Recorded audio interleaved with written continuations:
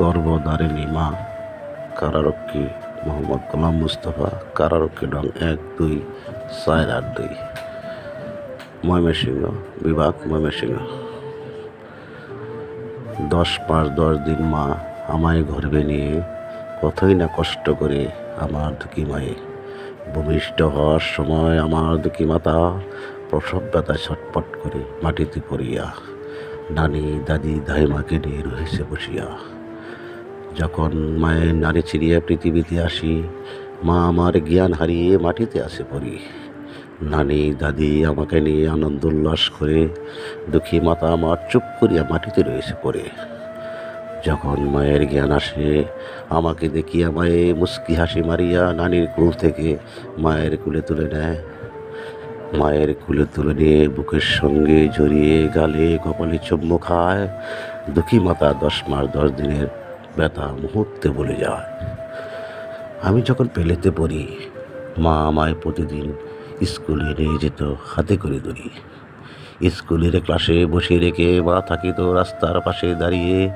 School ছুটির পর দেখিতাম চাহিয়া, দুঃখী মাতা আমার রয়েছে স্কুলের গেটে দাঁড়াইয়া।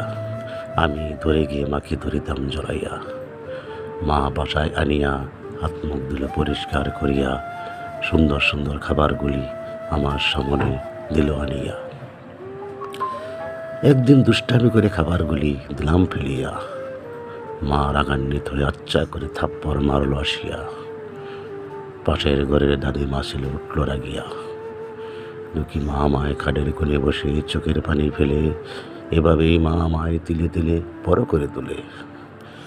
লেখাপড়া করিলাম শেষ, চাকরি নিয়ে ছাড়িলাম দেশ।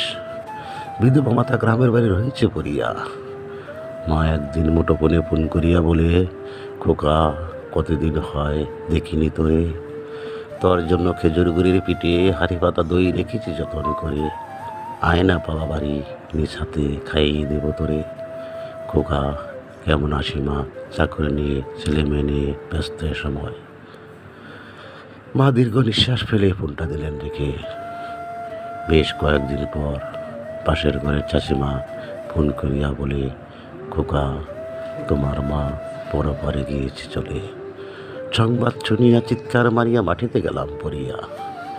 পাশের বন্ধু বান্ধব ছিল যারা আনিল ধরিয়া।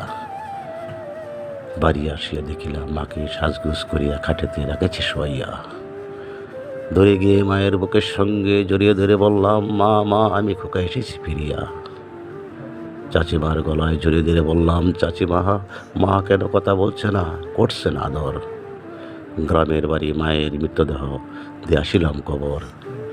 আজ হতে থাকবে না কেউ আমার অপেক্ষায়, নেবে না কেউ ভালো মন্দের খবর।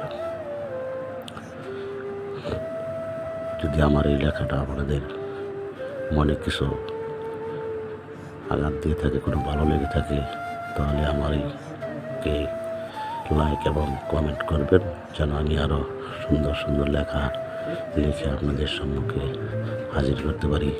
ধন্যবাদ।